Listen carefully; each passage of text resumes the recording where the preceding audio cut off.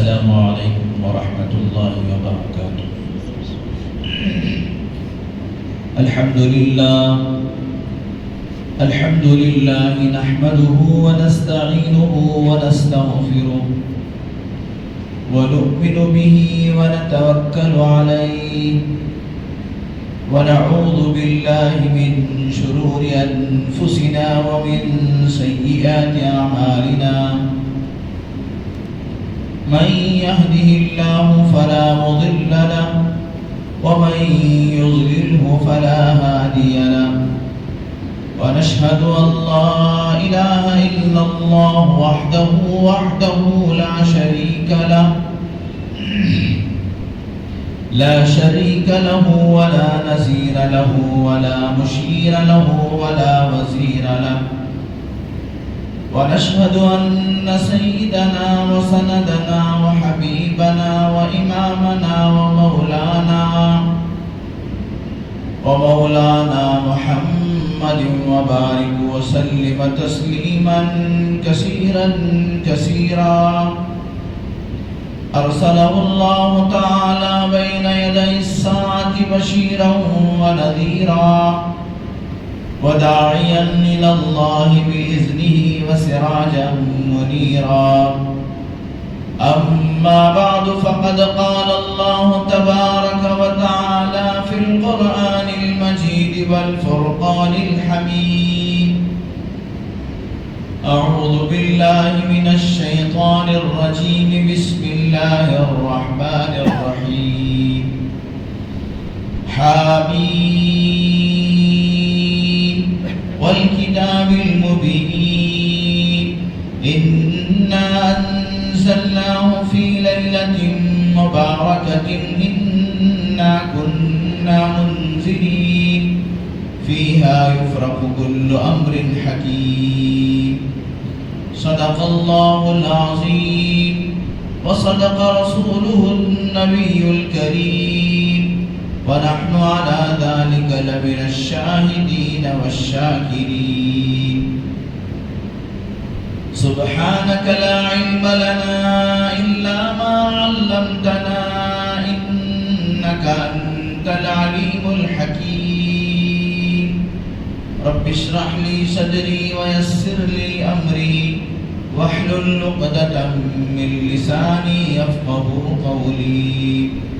اللهم صل على سيدنا مولانا محمد وبارك وسلم. اللهم صل على سيدنا مولانا محمد وبارك وسلم.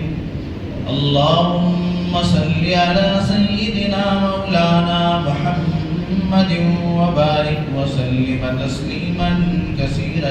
كثيرا. ہر قسم کی تمام تعریفیں، تمام بڑائیاں اور بزرگیاں خدا رب جلال کے لیے، جس کی خدائی میں کوئی شریک نہیں، وہ اکیلا پروردگار ہے، اس کا کوئی ساجی اور ہمسر نہیں، اور وہ ہمیشہ سے ہے، ہمیشہ رہے گا۔ ہم سب اس کے کمزور و ناتواں بندے ہیں، وہ ہمارا خالق و مالک، پالنہار اور پروردگار ہے۔ ہر پل ہر لمحہ کروڑ ہا کروڑ انگنت لا تعداد درود و سلام امام الانبیاء خاتم النبیین سید المرسلین رحمت للعالمین، محبوب کبریا محمد مصطفیٰ احمد مجتبیٰ حضرت رسول پاک صلی اللہ علیہ وسلم پر یا رب صلی وسلم دائما ابدا علی حبیبک خیر الخلق کلہم۔ معزز سامعین اکرام، فرزندان اسلام، بہت ہی قابل قدر بزرگوں اور دوستوں، آج شعبان المعظم کی 8 تاریخ ہے۔ شعبان کا مہینہ بہت ہی عظیم اور فضیلت والا مہینہ ہے۔ سرکار دو عالم صلی اللہ علیہ وسلم ارشاد فرماتے ہیں رجب کا مہینہ حرمت والے مہینوں میں سے ہے۔ اللہ تبارک و تعالیٰ نے جب سے زمین و آسمان کو پیدا فرمایا ہے اس وقت سے 4 مہینے اللہ تبارک و تعالیٰ نے حرمت والے مہینے بنائے۔ اس میں سے ایک رجب کا مہینہ ہے اور رمضان المبارک کا مہینہ وہ قرآن کا مہینہ ہے، اور وہ فضیلت و بزرگی کے اندر تمام مہینوں کا سردار ہے۔ ان 2 مہینوں کے درمیان میں شعبان کا مہینہ ہے۔ یہ شعبان کا مہینہ اللہ کے نبی صلی اللہ علیہ وسلم نے فرمایا یہ اطاعت و فرمانبرداری کر کے اللہ کا قرب اور تقرب حاصل کرنے کا مہینہ۔ لیکن آج ہم لوگوں کو اس مہینے کی قدر و قیمت معلوم نہیں۔ ہاں، بہت سارے تاجروں کو اور بہت ساری کمائی کرنے والوں کو ہم سے اچھا معلوم ہے کہ رمضان کا مہینہ آ رہا ہے تو حلیم کی بھٹی کہاں لگائے، سموسے کا کاؤنٹر کہاں لگائے۔ پورے شہر کا سروے کر کے وہ لوگوں نے تجویز کر لیا کہ کمائی کا مہینہ آ رہا ہے، دنیا کمانے کا، دنیا کی پونجی اکٹھا کرنے کا ایک ایک تاریخ ان کو معلوم ہے، ایک ایک لمحہ ان کو معلوم ہے، شب برات کب آنے والی ہے معلوم ہے، کب چاند نظر آنے والا ہے، اس کے لیے کیا تیاریاں کرنا ہے، سب کچھ معلوم ہے۔ لیکن میرے دوستو، ہم لوگوں کو ایسا مبارک و مقدس مہینہ اتنی تیزی کے ساتھ گزر جا رہا ہے، لیکن ہماری حالت وہی ہے جو دیگر مہینوں میں رہتی ہے، ذرا برابر اس کی فکر نہیں۔ حالانکہ امام الانبیاء خاتم النبیین سید المرسلین رحمت للعالمین صلی اللہ علیہ وسلم اس مہینے کے اندر اس کثرت کے ساتھ اللہ کی عبادت میں مصروف رہتے۔ امی جان حضرت عائشہ صدیقہ رضی اللہ تعالی عنہ فرماتی ہیں کہ اللہ کے نبی شعبان کے مہینے میں اس کثرت سے روزہ رکھا کرتے تھے، ہمیں کبھی احساس ہوتا کہ آپ اب افطار نہیں فرمائیں گے۔ مسلسل اللہ کے نبی صلی اللہ علیہ وسلم روزہ رکھا کرتے تھے۔ کبھی کبھی اللہ کے نبی صلی اللہ علیہ وسلم بغیر سحری کے ہی روزہ رکھا کرتے تھے۔ اللہ کے نبی صلی اللہ علیہ وسلم بغیر سحری کے روزہ رکھا کرتے تھے، مسلسل روزہ رکھا کرتے تھے۔ صحابہ بھی اس طریقے سے روزہ رکھنا شروع کیا کہ اللہ کے نبی صلی اللہ علیہ وسلم نے صحابہ سے فرمایا سحری کرو، سحری کے اندر برکت ہے، یہ برکت کا کھانا ہے، تم میری طرح نہیں بن سکتے، اس لیے کہ مجھے اللہ کی طرف سے کھلایا اور پلایا جاتا ہے۔ حضرات انبیاء علیہ السلام کا معاملہ اللہ سے الگ ہے، دیگر لوگوں کا معاملہ وہ اللہ تبارک و تعالیٰ سے مختلف ہے۔ حضرت موسیٰ علیہ نبینا علیہ السلام جب تورات لینے کے لیے کوہ طور پر پہنچے تھے تو اللہ تبارک و تعالیٰ نے حضرت موسیٰ علیہ السلام کو 30 دن کا اعتکاف اور 30 دن کے روزے رکھوائے، اور ان 30 دن کے روزے میں حضرت موسیٰ علیہ السلام نہ افطار کرتے تھے نہ سحری کرتے۔ تو پھر کس طریقے سے ان کا گزر بسر ہوتا؟ حضرات انبیاء علیہ السلام کی روحیں پاک روحیں ہوتی ہیں، اور ان روحوں کا تعلق اللہ تبارک و تعالیٰ کے ذکر سے ہوتا ہے۔ جو اللہ کو یاد کرتے ہیں تو اس سے ان کی روحوں کے اندر طاقت آ جاتی اور وہ اس طریقے سے روزہ رکھا کرتے۔ ہاں، ایک زمانہ آئے گا جب یاجوج ماجوج قیامت کے قریب آئیں گے تو پوری دنیا کے اندر یاجوج ماجوج پھیل جائیں گے۔ حضرت عیسیٰ علیہ السلام کے ساتھ مومنین کی ایک جماعت ہو جائے گی، حضرت عیسیٰ علیہ السلام کے ساتھ ایمان والوں کی ایک جماعت ہو جائے گی۔ حضرت عیسیٰ علیہ السلام ان مومنین کی جماعت کو لے کر پہاڑ پر چڑھ جائیں گے، اور وہاں تقریباً وہ 1 مہینہ 40 دن تک اس پہاڑ پر رہیں گے۔ اس وقت تک پوری دنیا کے اندر یاجوج ماجوج پھیل چکے ہوں گے، اور وہ دنیا کی ہر چیز کو کھا کر پی کر فنا برباد کر دیں گے۔ حدیث پاک کے اندر آتا ہے بحیرہ تبریہ کے پاس سے گزریں گے، ایک نہر، ایک سمندر سمجھیے، اس کا پہلا قافلہ، یاجوج ماجوج کا جو پہلا قافلہ بحیرہ تبریہ کے پاس سے جائے گا تو وہ اس کے پانی کو پی لے گا، تو اس کا آخری جو قافلہ ہوگا وہ جب اس بحیرہ تبریہ کے پاس سے گزرے گا تو یہ سمجھے گا کہ شاید زندگی میں کبھی اس کے اندر پانی آیا ہوگا، یعنی وہ پانی پی لیں گے اور وہ نہر سوکھ جائے گی اور اس قدر سوکھ جائے گی اور اس کے اندر ایسی چیزیں پڑھ کر وہ اس قدر ویران ہو جائے گی کہ پیچھے آنے والا قافلہ وہ سمجھے گا کہ کبھی اس نہر کے اندر پانی آیا ہی نہیں۔ اتنی بڑی تعداد ہوگی یاجوج ماجوج کی۔ حضرت عیسیٰ علیہ السلام اور مومنین ان لوگوں کے ظلم و ستم سے بچنے کے لیے پہاڑ پر چڑھ جائیں گے، اس وقت ان کے پاس کھانے پینے کے لیے کوئی چیز نہیں ہوگی، تو اللہ کے نبی صلی اللہ علیہ وسلم سے صحابہ نے پوچھا یا رسول اللہ پھر وہ لوگ کیسے زندہ رہیں گے؟ تو اللہ کے نبی فرمائیں گے کہ ان کی روزی اللہ کا ذکر ہوگا، وہ اللہ کا ذکر کریں گے، وہ اللہ کو یاد کریں گے، تو پھر اللہ تبارک و تعالیٰ ان کو طاقت دے دیں گے۔ چنانچہ میرے دوستو، میں کہہ رہا تھا کہ اللہ کے نبی صلی اللہ علیہ وسلم شعبان کے مہینے میں مسلسل روزہ رکھا کرتے تھے، لیکن امت کو اللہ کے نبی صلی اللہ علیہ وسلم نے فرمایا اذا انتصف الشعبان فلا تصوموا، جب نصف شعبان ہو جائے تو تم روزہ مت رکھو، اب تم رمضان کی تیاری کے واسطے کھا پی کر اپنے اندر طاقت پیدا کرو، اس لیے کہ شعبان کا جو روزہ رکھنا ہے وہ نفل روزہ ہے، رمضان کا جو روزہ ہے وہ فرض روزہ ہے، کہیں تم نفل روزے رکھ کر کمزور نہ ہو جاؤ پھر تم سے فرض روزے چھوٹ نہ جائے۔ اس لیے اللہ کے نبی صلی اللہ علیہ وسلم نے فرمایا کہ زیادہ سے زیادہ ایک ایمان والا نصف شعبان تک روزہ رکھے اور اس کے بعد رمضان کی تیاری میں خوب کیا ہے اللہ تبارک و تعالیٰ سے لو لگائے اور کھا پی کر اپنے اندر طاقت پیدا کرے تاکہ اس سے فرض روزے نہ چھوٹ پائے۔ چنانچہ میرے دوستو، شعبان کا مہینہ بہت ہی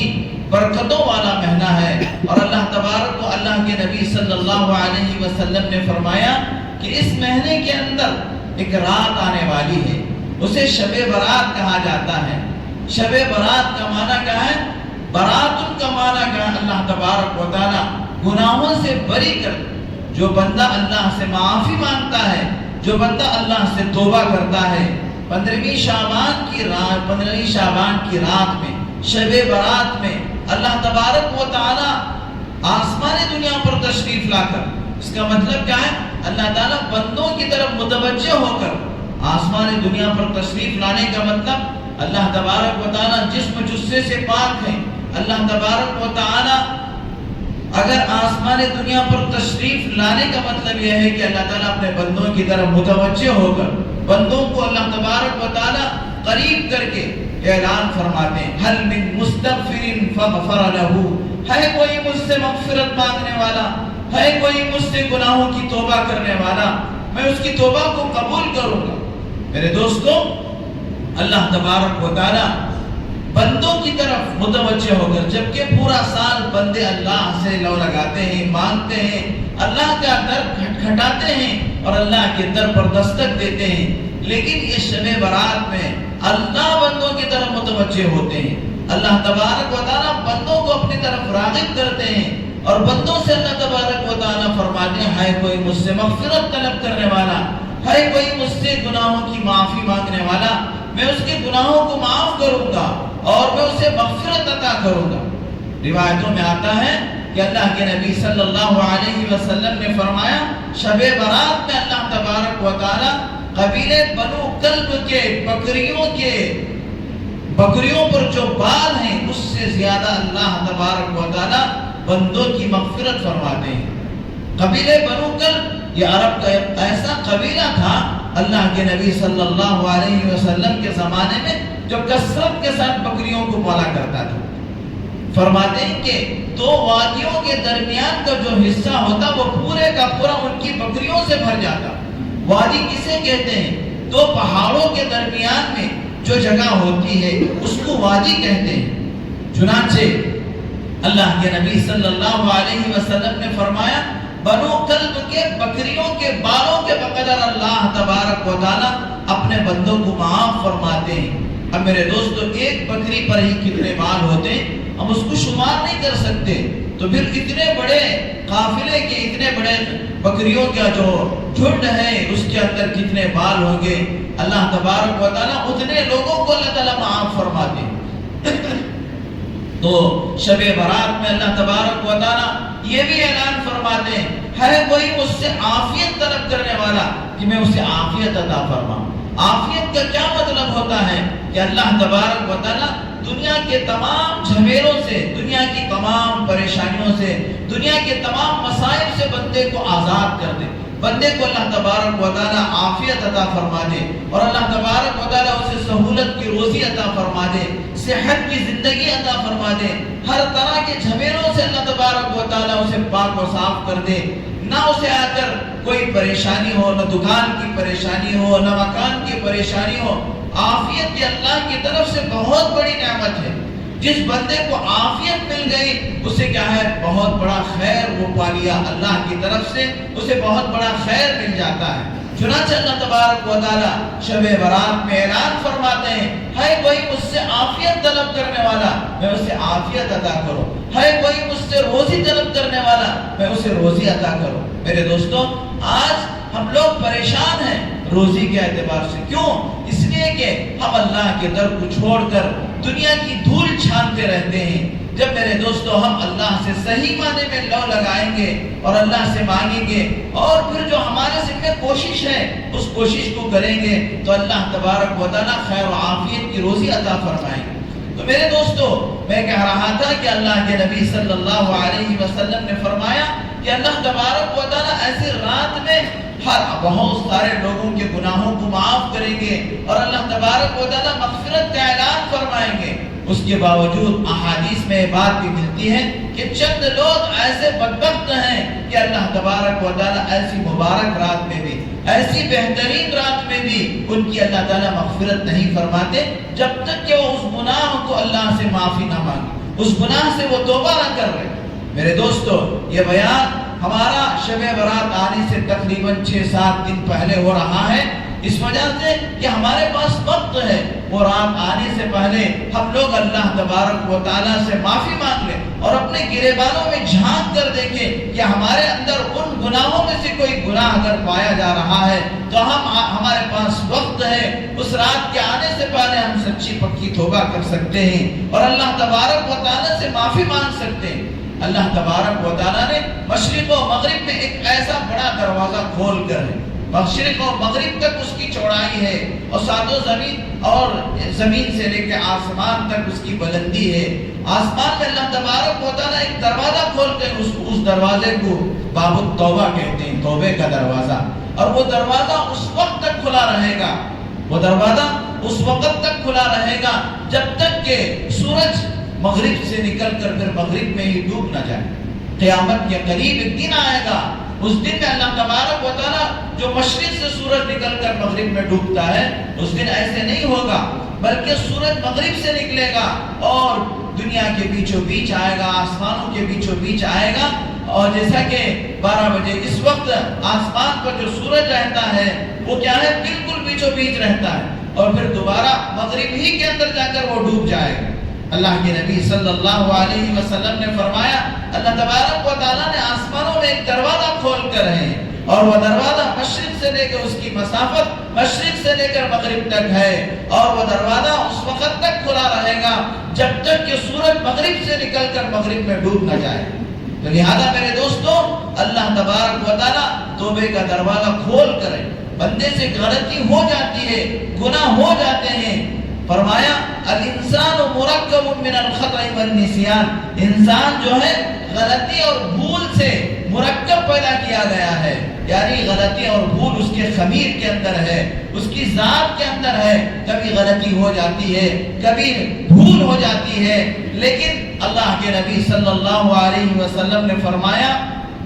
کلو بنی آدم خطاء وخیر الخطائین التوابون، ہر بنی آدم سے غلطی ہو جاتی ہے، لیکن سب سے بہترین غلطی کرنے والا، سب سے بہترین خطا کرنے والا وہ ہے جو خطا ہونے پر معافی مانگے، اللہ تبارک و تعالیٰ سے توبہ کر لے۔ التائب من الذنب کمن لا ذنب لہ، اللہ کے نبی نے فرمایا توبہ کرنے والا ایسا ہے گویا کہ اس نے گناہ ہی نہیں کیا، توبہ کرنے والا ایسا ہے گویا کہ اس سے گناہ دھل گئے، گویا اس سے گناہ مٹ گئے۔ جو چنانچہ میرے دوستو احادیث مبارکہ کے اندر آتا ہے کہ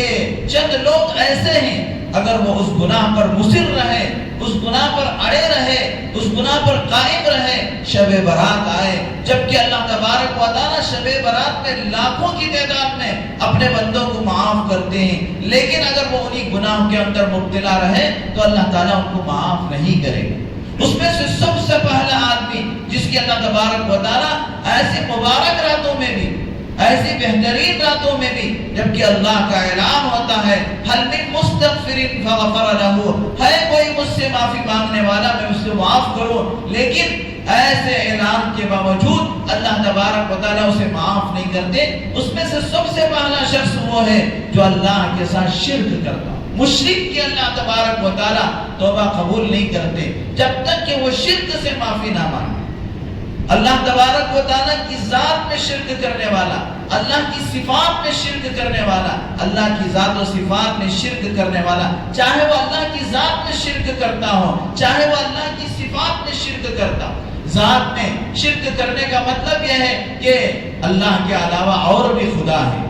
اللہ کے علاوہ اور بھی کیا ہے پرستش کے لائق ہیں، سمجھے، یہ اللہ کی ذات میں شرک کرنا ہے۔ صفات میں روزی دینے والا اللہ ہے، اللہ کے علاوہ کسی کو روزی دینے والا سمجھے، رزاق اللہ کی صفت ہے، کسی اور کو روزی دینے والا سمجھے، اولاد دینے والا اللہ ہے، کسی اور کو اولاد دینے والا سمجھے، حاجت روا اللہ ہے، ہماری حاجتوں کو پورا کرنے والا اللہ ہے، اللہ کے علاوہ کسی اور کو حاجت روا سمجھے، اللہ کی صفات میں کسی کو کیا ہے، اللہ کی صفات میں کسی کو شریک ٹھہرائے، وہ بھی مشرک ہے۔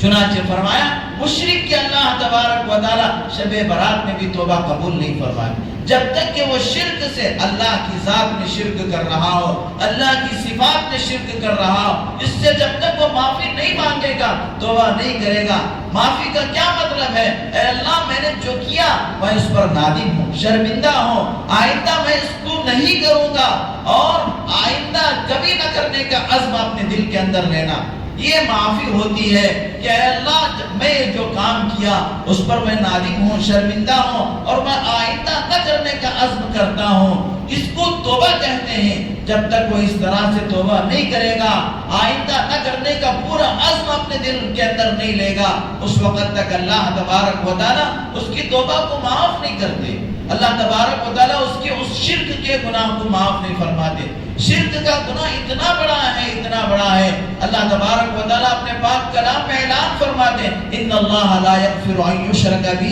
ویغفر ما دون ذلک، میں شرک کے ساتھ اگر کوئی میرے پاس آئے گا میں اسے معاف نہیں کروں گا، اس کا مقدر جہنم کی بھٹی ہے، اس کا مقدر ہمیشہ کا عذاب ہے، اس کا مقدر ہمیشہ کا کیا ہے، جلنا ہے۔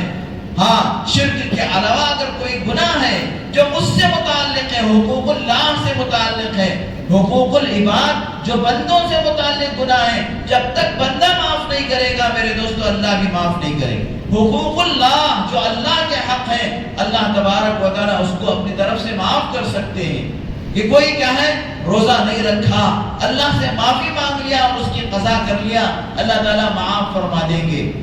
اور اسی طریقے سے جو اللہ تبارک و تعالیٰ کے حقوق ہیں وہ اللہ تبارک و تعالیٰ معاف کر سکتے ہیں، لیکن شرک کو اللہ معاف نہیں کریں گے۔ اور بندوں کے جو حقوق ہیں اس کا معاملہ یہ ہے کہ سب سے پہلے بندے کا وہ حق ادا کر دے۔ مثال کے طور پر کسی کا مال میں نے چوری کر لیا، اگر میں اس مال کو اس بندے کے پاس پہنچا دوں کہ بھائی مجھ سے غلطی ہو گئی، میں نے تمہارے روپے اٹھا لیے، تمہارا پیسہ اٹھا لیا، تمہارا مال میں نے چوری کر لیا، یہ آپ کی چیز لے لو اور اس کے بعد تم مجھے معاف کر دو، پھر اللہ سے معافی مانگے گا تو جب جا کر اس کا گناہ معاف ہوگا۔ اگر چوری کا مال واپس کیے بغیر وہ بندے سے معافی مانگتا ہے تو میرے دوستو یہ معافی مکمل نہیں ہوتی۔ چنانچہ اللہ کے نبی صلی اللہ علیہ وسلم نے فرمایا کہ مشرک سے اللہ تبارک و تعالیٰ اس کا گناہ اس وقت تک معاف نہیں کریں گے جب تک کہ وہ سچی اور پکی توبہ نہ کرے۔ دوسرا آدمی جس کے اللہ تبارک و تعالیٰ ایسے مبارک راتوں میں، شب برات کی مبارک رات میں ہو، شب قدر کی مبارک رات ہو، اللہ تبارک و تعالیٰ کی طرف سے کچھ ایسی گھڑیاں، کچھ ایسے گھنٹے اور کچھ ایسی راتیں مل جاتی ہیں کہ اللہ تعالیٰ ان راتوں میں بندوں کو اپنی طرف متوجہ کرنا چاہتے ہیں، بندوں کو اللہ تعالیٰ پاک و صاف کرنا چاہتے ہیں، بندوں کو اللہ تبارک و تعالیٰ گناہوں سے صاف کرنا چاہتے ہیں۔ چنانچہ حدیث پاک کے اندر آتا ہے کہ اس رات میں جیسے مشرک کی توبہ قبول نہیں ہوتی، اسی طریقے سے مشاہد کی توبہ قبول نہیں ہوتی۔ مشاہد کسے کہتے ہیں؟ لوگوں کے بارے میں کینہ رکھنے والا، حسد کو اپنے دل کے اندر پالنے والا، لوگوں کے بارے میں کینہ رکھنے والا کہ یہ آدمی کیوں ترقی کر جا رہا ہے، یہ آدمی کی دکان کیوں ایسے چلنے لگ رہی ہے، آدمیوں پر حسد کرنے والا، جس نے حسد کو، کینے کو اپنے دل کے اندر پالا، اللہ تبارک و تعالیٰ ویسے آدمی کی شب برات میں مغفرت نہیں فرماتے، ویسے آدمی کے اللہ تبارک و تعالیٰ شب برات میں توبہ نہیں قبول نہیں کرتے۔ میرے دوستو، آج ہم میں سے اگر ہم دیکھیں گے ہمارے معاشرے کے اندر یہ بیماری عام ہوتی جا رہی، میری دکان چلے یا نہ چلے، میرے پڑوسی کی دکان نہیں چلنی چاہیے، میرے پڑوس میرا برباد، میرا تو میں کیسے بھی رہوں لیکن میرا پڑوسی برباد ہو جائے، میں اس کی آنکھوں سے، میری اپنی آنکھوں سے میں اسے لٹتا ہوا دیکھوں، یہ میرے دل کو تسلی پہنچتی ہے۔ تو میرے دوستوں سمجھو اس کے دل کے اندر کینہ ہے۔ اگر کوئی اپنے پڑوسی کو برباد ہوتا ہوا دیکھ کر خوش ہو رہا ہو، اس کا مطلب یہ ہے کہ اس کے دل کے اندر کینہ ہے، اس کے دل کے اندر یہ بیماری ہے۔ یہ بیماری کا جب تک یہ علاج نہیں کرے گا، اللہ پاک اس کی توبہ قبول نہیں کرے گا، اللہ پاک اسے معاف نہیں کریں گے۔ میرے دوستوں، اسی طریقے سے اللہ کے نبی صلی اللہ علیہ وسلم نے فرمایا، جو آدمی قاطع الطریق ہے، قاطع الطریق کا معنی یہ ہے، ایک تو ہوتا ہے چور اور دوسرا ہوتا ہے ڈاکو۔ ڈاکو یعنی کھلے عام لوگوں کا مال لوٹنے والا، بندوق کی نال پر لوگوں کا مال اینٹنے والا اور لوگوں کو ڈرا دھمکا کر کیا ہے ان سے مال ہڑپنے والا، اسے قاطع الطریق کہتے ہیں، ڈاکو کہتے ہیں۔ اور ڈاکو کی سزا قرآن مجید کہتا ہے کہ وہ ڈاکو کو اس کے ہاتھ اور اس کے پیر مخالف سمت میں کاٹ دیا جائے۔ شریعت کے اندر اس کی اتنی بڑی سزا ہے۔ چور کی سزا ہاتھ کاٹنا ہے، لیکن ڈاکو کی سزا کہ اس کی مخالف سمت میں اس کا ایک ہاتھ اور اس کا ایک پیر کاٹ دیا، سیدھا ہاتھ کاٹے تو بایاں پیر بھی کاٹ دیا جائے، اتنی بڑی سزا ہے۔ اللہ کے نبی صلی اللہ علیہ وسلم نے فرمایا کہ شب برات کی رات میں اللہ تبارک و تعالیٰ ایسے ڈاکو کو معاف نہیں فرماتے جب تک کہ وہ جن لوگوں کا مال ہڑپا ہے، جن لوگوں کا مال لیا ہے، ان تک ان کا مال پہنچا کر سچی پکی توبہ نہیں کر لیتے، اس وقت تک اللہ تبارک و تعالیٰ ان کو معاف نہیں کرتے۔ اسی طریقے سے اس رات میں اللہ تبارک و تعالیٰ شراب کا جو عادی ہے، شارب الخمر، شراب کا جو عادی ہے، اس کو اللہ تبارک و تعالیٰ معاف نہیں فرماتے۔ میرے دوستو، شراب کا عادی کا مطلب کیا ہے؟ حدیث پاک کے اندر اللہ کے نبی صلی اللہ علیہ وسلم نے فرمایا کہ شراب پینا اتنا بڑا گناہ ہے، اتنا بڑا گناہ ہے۔ اللہ کے نبی صلی اللہ علیہ وسلم نے فرمایا، شارب خمر جب شراب پیتا ہے تو اس کے دل سے ایمان نکل جاتا ہے، اس کے دل سے ایمان نکل جاتا ہے، اور اس حال میں اسے موت آتی ہے تو وہ کفر کی موت مرتا ہے۔ میرے دوستو، آج نشہ اتنا عام ہو چکا ہے، شراب ہی نہیں بلکہ ہر نشہ آور چیز حرام ہے، چاہے وہ ڈرگز کے ذریعے سے نشہ لیتا ہو، چاہے وہ سرنج کے ذریعے سے نشہ لیتا ہو، چاہے وہ اور کسی طریقے سے نشہ لیتا ہو، یہ شریعت اس کو حرام کہتی۔ آج ہمارے شہروں کے اندر دیکھیے نوجوان بچے 19 سال کے 20 سال کے بچے، ابھی کیا ہے، ایک جگہ کی تصویر یہاں بنگلور ہی کی ایک اسکول کے پیچھے چند نوجوان جمع ہو کر انجیکشن کے ذریعے سے میرے دوستو وہ نشہ لے رہے ہیں۔ یہ بری عادتیں، بری لت، اور اس کے بعد جب وہ نشہ ان کو چڑھتا ہے تو اللہ کے نبی صلی اللہ علیہ وسلم نے فرمایا، نشہ یہ ہر برائی کی جڑ ہے، ہر برا کام کرنا ان کے لیے آسان ہو جاتا ہے. نشہ جب جسم میں چڑھتا ہے تو زنا کرنا ان کے لیے آسان ہو جاتا ہے, چوری کرنا ان کے لیے آسان ہو جاتا ہے, کسی برائی کو برائی سمجھتے نہیں ہو. یہاں تک کہ میرے دوستو نشے کا آدمی اپنی ماں پر بھی ہاتھ ڈال دیتا ہے. اللہ کی پناہ, اللہ کے نبی صلی اللہ علیہ وسلم نے فرمایا کہ ان چیزوں سے بچو, یہ چیزیں تمام برائیوں کی جڑ ہیں, ان سے برائیاں جنم لیتی ہیں. اور ایسے لوگوں کے اللہ تبارک و تعالیٰ ایسی مقدس راتوں میں بھی معاف نہیں فرماتے, ایسی مقدس راتوں میں بھی اللہ تبارک و تعالیٰ توبہ قبول نہیں کرتے. اسی طریقے سے میرے دوستوں عام طور پر ہمارے معاشرے کے اندر ایک اور بیماری ہے, اس بیماری کی وجہ سے بھی اللہ تبارک و تعالیٰ شب برات میں توبہ قبول نہیں فرماتے. وہ ہے قطع تعلقات, کہ ماموں بھانجے کو بات نہیں کرتا اور بیٹا باپ کو بات نہیں کرتا. رشتہ داریوں کو کاٹنا, رشتہ داریوں میں بول چال بند رکھنا, قطع تعلقات, اور کیا ہے ان سے میل جول نہیں, کہ کبھی کیا ہے ایسی باتیں آ جاتی ہیں لیکن اسے درگزر کرنا. اور میرے دوستو حدیث پاک کے اندر اللہ کے نبی صلی اللہ علیہ وسلم نے فرمایا کوئی بھی مومن اپنے بھائی سے 3 دن سے زائد بول چال بند رکھے اور اسی حال میں وہ مر جائے دخل النار, وہ جہنم میں داخل ہو. تو بلا عذر کے کیا ہے میرے دوستو, کوئی بات آ گئی تو اس کی صلح صفائی کر لینا ایک چیز ہے. اس کی وجہ سے اگر ہم ان سے دوریاں رکھتے ہیں کہ وہ اللہ تبارک و تعالیٰ کی کھلے عام نافرمانی کر رہا ہے, جس کی وجہ سے جس کو فرماتے البغض فی اللہ, اللہ کے لیے دشمنی رکھنا, الحب فی اللہ والبغض فی اللہ, یہ ایمان کا تقاضا ہے کہ اللہ کے لیے محبت کرنا. کوئی آدمی ہے وہ میرا رشتہ دار نہیں ہے لیکن وہ نمازی ہے, وہ متقی ہے, وہ پرہیزگار ہے, اس کی وجہ سے میں اس سے محبت کروں, یہ ایمان کا تقاضا ہے. ایک آدمی میرا بیٹا ہے لیکن اللہ کا نافرمان ہے, وہ میری بات بھی نہیں مانتا, اللہ کے حکموں پہ بھی نہیں چلتا, اسے تنبیہ کرنے کے واسطے وہ کہے کہ جب تک تو نماز نہیں پڑھے گا میں تجھ سے بات نہیں کروں گا. یہ شریعت کے اندر مطلوب ہے, یہ ہونی چاہیے, یہ ایمان کا تقاضا ہے. ایسا نہیں بلکہ بنا کسی وجہ سے, کسی دنیا کی منفعت کی وجہ سے بات چھوڑ دیے کہ شادی میں نہیں بلائے تو میں ماموں کو بات نہیں کروں گا, شادی میں مجھے کیا ہے سیرا نہیں پہنائے اور رقے میں میرا القاب کے ساتھ بہت چھوٹی چھوٹی وجہ سے لوگ کیا ہے آپس میں دشمنیاں پیدا کر لیتے ہیں. ایک آدمی کو رقہ پہنچا اور اس کے اندر کیا ہے انہوں نے ان کو حاجی صاحب نہیں لکھا تو انہوں نے ان کو بات کرنا چھوڑ دیا. میں حاجی صاحب ہوں اور میرے رقے میں حاجی صاحب نہیں لکھا گیا, میں اتنا چھوٹا کیا. ان چیزوں کی وجہ سے اگر بول چال کو بند رکھے میرے دوستو, اللہ کے نبی صلی اللہ علیہ وسلم نے فرمایا دنیاوی منفعت کی وجہ سے اگر کسی سے بول چال بند رکھے, چاہے اپنے رشتہ داروں سے ہو, چاہے اپنے کیا ہے چھوٹوں سے ہو, چاہے اپنے بڑوں سے ہو, یہ شریعت کے اندر ممنوع ہے. لہذا آپس کے اندر میل جول, آپس کے اندر محبت, آپس کے اندر الفت, اس لیے کہ اللہ تبارک و تعالیٰ نے رشتہ داریوں کو پیدا فرمایا ہے. یا ایھا الناس, اللہ تبارک و تعالیٰ قرآن مجید کے اندر فرماتے ہیں کہ ہم نے رشتہ داریوں کو پیدا کیا تاکہ تم آپس میں ایک دوسرے کے حقوق کو پہچان کر ان حقوق کو ادا کرنے والے بنو, کہ باپ کا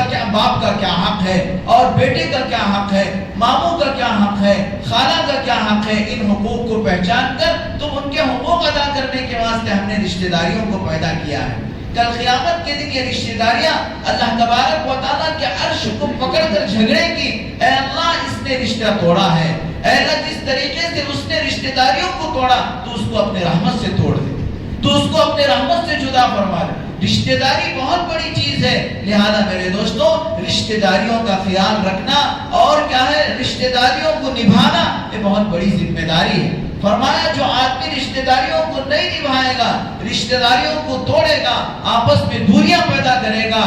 اللہ کے نبی صلی اللہ علیہ وسلم نے فرمایا شب برات میں اس کی مغفرت نہیں ہوتی, شب برات میں اس کی توبہ قبول نہیں ہوتی. اسی طریقے سے میرے دوستو ایک اور چیز حدیث پاک کے اندر فرمایا گیا ہے, وہ یہ ہے کہ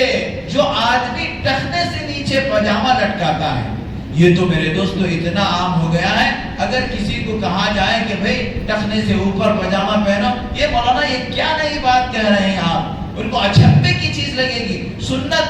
قیامت کی نشانیوں میں سے ایک نشانی یہ ہے، سنت ایسے مٹ جائے گی، ایسے مٹ جائے گی، لوگ سنت پر چلنا معیوب سمجھیں گے، عیب سمجھیں گے، اور میرے دوستو جہالت اور کیا ہے سنت کے خلاف ورزی یہ لوگوں میں اتنی عام ہو جائے گی، اتنی عام ہو جائے گی، اس کو چھوڑنا لوگوں کے لیے اتنا مشکل ہو جائے گا کہ جیسے کانٹیوں پر چلنا مشکل۔ آج یہی ماحول کیا ہے،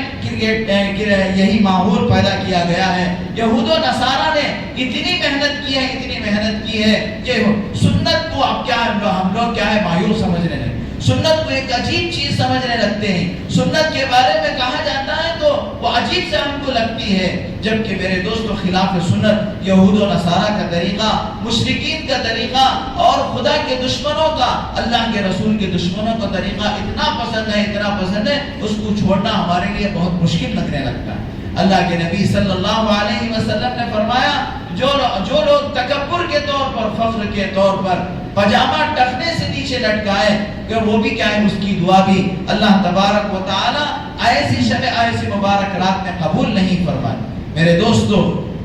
یہ رات آنے والی ہے،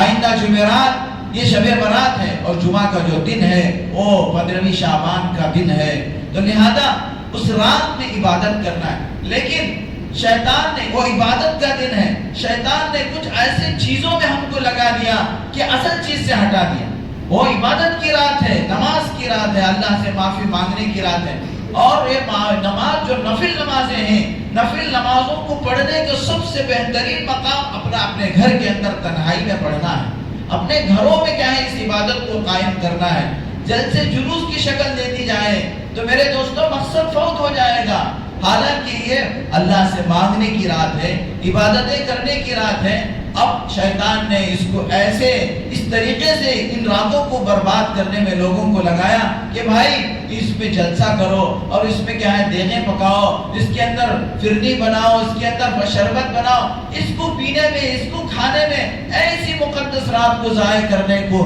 لوگ عبادت سمجھ جاتے ہیں۔ اسی طریقے سے میرے دوستوں آتش بازی اس رات کے اندر، ابھی تو کیا ہے وہ زمانہ چلے گا آتش بازی کا، اس کے جگہ میں ویلنگ کرنا، گاڑیاں دوڑانا، ریس کرنا، یہ چیزیں، یہ بھی کیا ہے شیطان نے ان چیزوں میں لوگوں کو لگا دیا۔ اس میں ایک تو پیسہ برباد ہوتا ہے، ایسی مقدس راتوں میں پیسے کو برباد کر کے واہی اور تباہی اور گناہوں کی چیزوں میں اپنے آپ کو ملوث کرنا، یہ کتنا بڑا جرم ہے۔ اسی طریقے سے میرے دوستو حلوہ پکاؤ، یہ پکاؤ، حالانکہ حلوہ پکانا کوئی بری چیز نہیں، آپ کبھی بھی کیا ہے حلوہ پکا کر کھا سکتے ہیں، اسلام آپ کو روکتا نہیں، بلکہ شب برات کا حلوہ اسے ایک نام دے کر، جو چیز شریعت کے اندر نہیں ہے اس چیز کو شریعت کا نام دے کر ایجاد کرنا، اسی کو بدعت کہتے ہیں۔ کل محدث بدعہ، حدیث میں فرمایا ہر نئی چیز جس کو دین کا نام دے کر، شب برات کا نام دے کر، 15ویں شعبان کا نام دے کر جو آپ پکا رہے ہیں،